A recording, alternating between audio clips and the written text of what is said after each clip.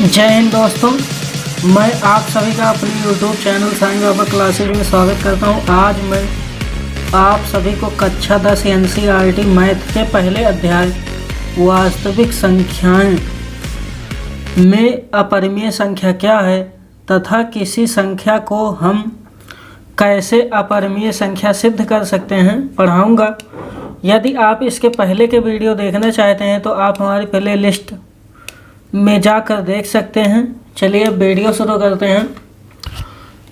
तो कक्षा 10 वास्तविक संख्याएं में आज हम अपरिमेय संख्या क्या है तथा उसे किसी संख्या को अपरिमेय कैसे सिद्ध कर सकते हैं पढ़ेंगे। तो सबसे पहले क्या है, अपरिमेय संख्या जान लेते हैं क्या है। तो अपरिमेय संख्या क्या है, ऐसी संख्या जिसे P/Q के रूप में नहीं लिख सकते अपरिमेय संख्या कहलाती है। यानी कि ऐसी कोई संख्या हो जिसे P/Q के रूप में न लिखा जा सके, यानी भिन्न के रूप में न लिखा जा सके, अपरिमेय संख्या कहलाती है। जहाँ P व Q पूर्णांक हैं और Q बराबर 0। Q is not equal to 0, मतलब Q 0 के बराबर कभी नहीं होगा। यानी कि हर कभी 0 नहीं होगा। जो P/Q लिखा जाएगा उसका हर कभी 0 नहीं होगा। जैसे √2, √3, √15, पाई आदि। तो ये सभी संख्याएं क्या हैं, अपरिमेय संख्या हैं। वैसे ही इसके देख लेते हैं परिमेय संख्या क्या है। ऐसी संख्याएं जिसे P/Q के रूप में लिखा जा सके वो परिमेय संख्या कहलाती हैं। यानी इसी का सेम उल्टा होता है, जिसे P/Q के रूप में लिखा जा सके। अब किसी संख्या को अपरिमेय संख्या कैसे सिद्ध करें, उसके लिए एक परिमेय लगाई जाती है। ये परिमेय याद रखना। परिमेय क्या है, यदि P A² को विभाजित करती हैं, यदि P A² को विभाजित करती है तो P A को भी विभाजित करेगी। जहाँ A एक धनात्मक पूर्णांक है, यानी कि इसमें तथा और P एक अभाज्य संख्या मानी जाएगी। यानी कि यदि P A² को विभाजित करती है तो P A को भी विभाजित करेगी। इस परिमेय का मतलब यह है कि P A² को विभाजित करती है, यानी कि A²/P, यानी कि P A² को विभाजित करती है तो P A को भी विभाजित करेगी। यानी कि P A को भी विभाजित करेगी। इसका कहने का मतलब ये है, अगर P से A² कट सकता है तो P से A भी कट सकता है, यानी विभाजित हो सकता है। इस प्रमेय का केवल इतना ही मतलब है। अब देख लेते हैं कि किसी संख्या को हम अपरिमेय संख्या कैसे सिद्ध करते हैं, उसका नियम क्या है। जैसे यह है कि √2 एक अपरिमेय संख्या है। ये तो हमें पता है कि √2 एक अपरिमेय संख्या, लेकिन अगर हमें सिद्ध करना हो कि √2 एक अपरिमेय संख्या क्यों है तो ये कैसे करते हैं। सबसे पहले हम इसका उल्टा मान लेते हैं। यदि जैसे √2 एक अपरिमेय संख्या है तो इसे मान लेंगे √2 एक परिमेय संख्या है। तो लिखा जाएगा, माना √2 एक परिमेय संख्या है। परिमेय संख्या है। जब ये मान ली जाएगी कि √2 परिमेय संख्या है तो √2 को P/Q के रूप में लिखा जा सकता है। तो इसी के साथ ये भी मान लिया जाएगा। तो √2 बराबर P/Q लिखा जा सकता है। अब P/Q लिख दिया गया तो इसे लिख सकते हैं या P/Q बराबर √2। अब P बराबर Q इधर जाएगा, इधर भाग में, इधर जाएगा तो गुणा में हो जाएगा। तो P बराबर √2 Q।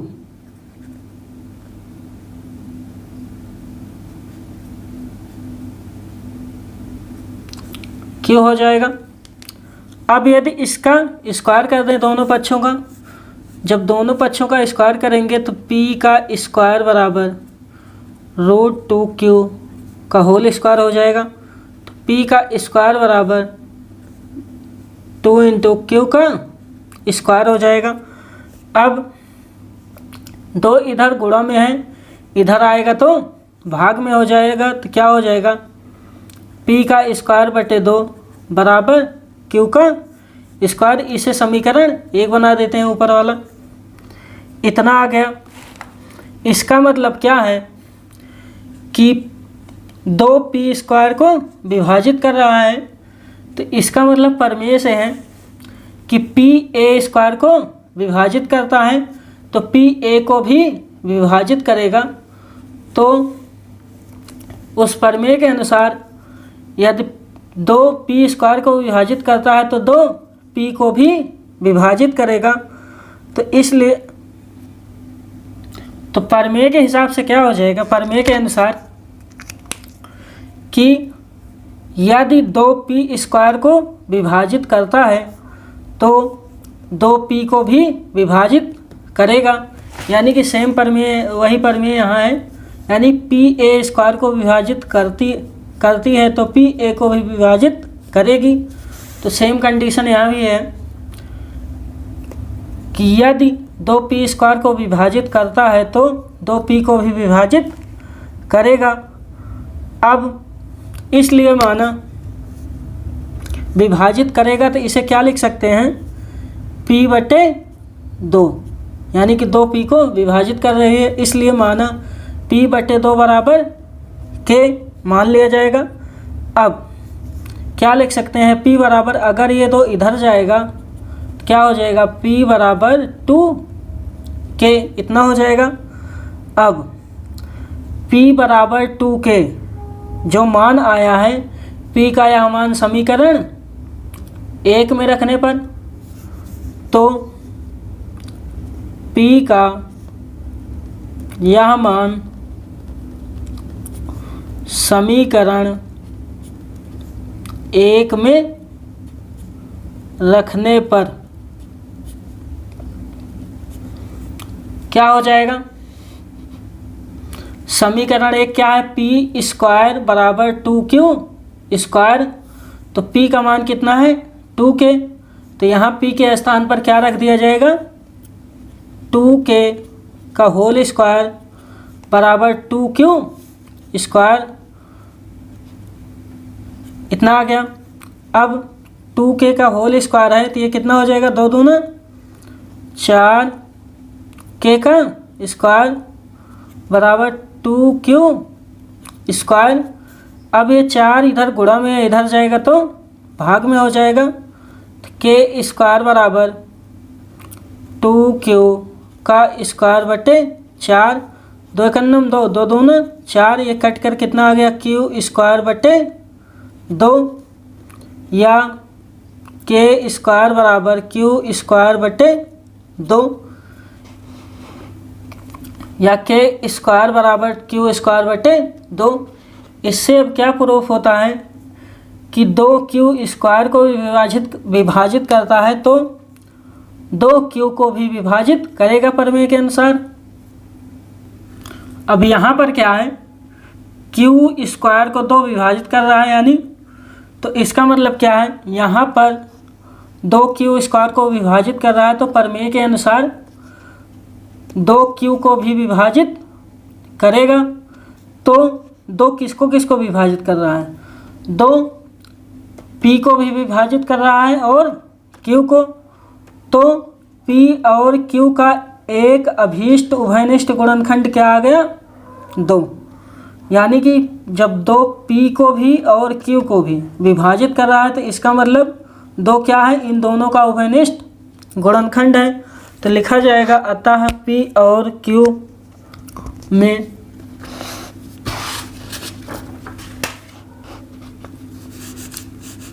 अतः p और q में कम से कम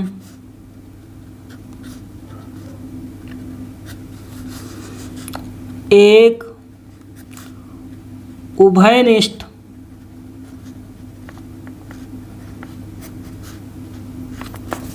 गुणनखंड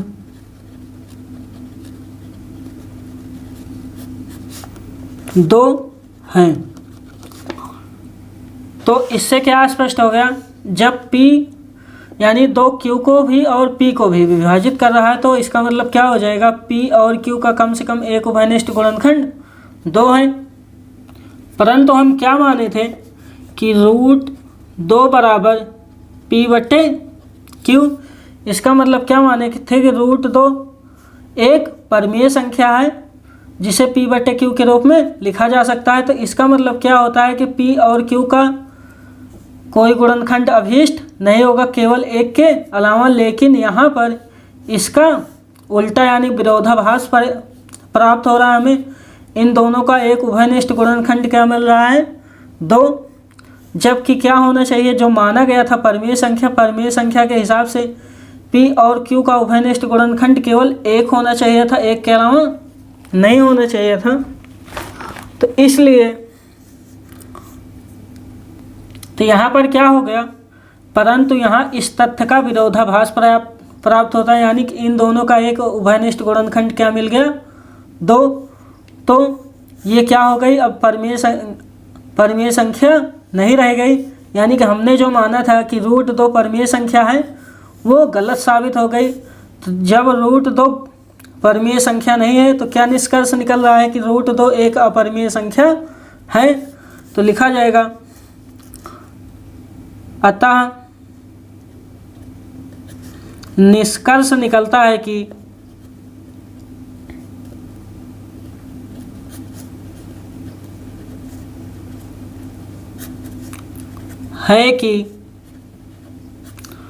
√2 एक अपरमीय संख्या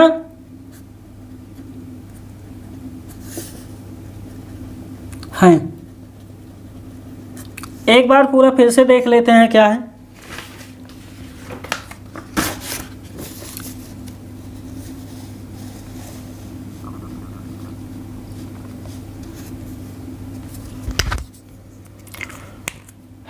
क्या सिद्ध करना था कि √2 एक अपरमीय संख्या है, यह सिद्ध करना था। तो ये कैसे सिद्ध किया जाता है, इसके विपरीत हमें मानना पड़ता है। अगर ये अपरमीय संख्या है तो हमें क्या मानना पड़ेगा कि √2 एक परमीय संख्या है।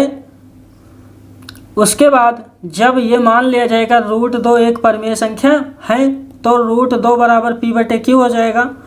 और P बटे Q, तो जब ये Q इधर भाग में इधर जाएगा तो गुणा में हो जाएगा। तो P बराबर क्या हो जाएगा, √2Q। जब दोनों पक्षों का वर्ग करेंगे तो क्या आ जाएगा, P² बराबर √2Q का होल स्क्वायर। तो P² बराबर ये क्या हो जाएगा, 2Q का स्क्वायर। इसे समीकरण 1 बना देंगे। अब 2 इधर गुणा में इधर आएगा तो भाग में हो जाएगा। तो P² बटे 2 बराबर Q²। इसका मतलब क्या है कि 2P² को विभाजित कर रहा है।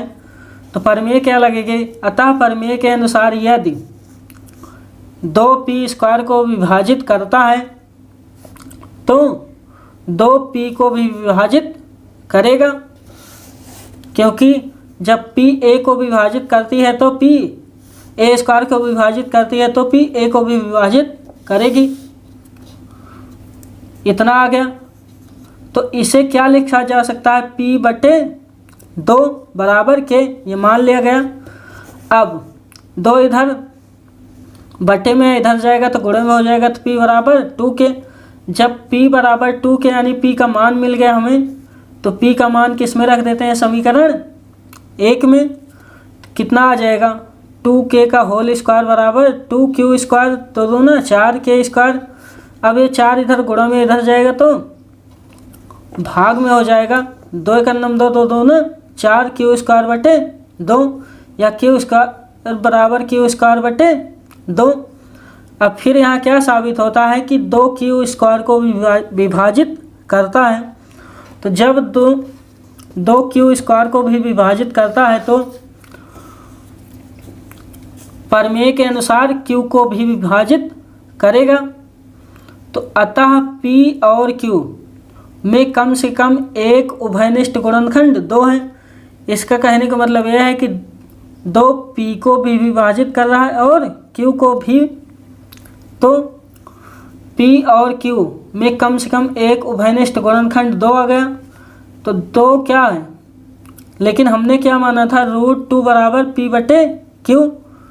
यह माना था कि ये √2 परमीय संख्या है, जिसके हिसाब से P और Q का केवल एक ही उभयनिष्ठ गुणनखंड 1 आना चाहिए था। 1 किस हुआ, कुछ नहीं, लेकिन यहाँ पर 2 आ गया। तो इसलिए हमने जो माना था वो गलत है। परंतु यहाँ इस तथ्य का विरोधाभास प्राप्त होता है, यानी हमने जो माना था वो यहाँ उल्टा हो गया। तो अतः निष्कर्ष निकलता है कि √2 एक अपरिमेय संख्या है।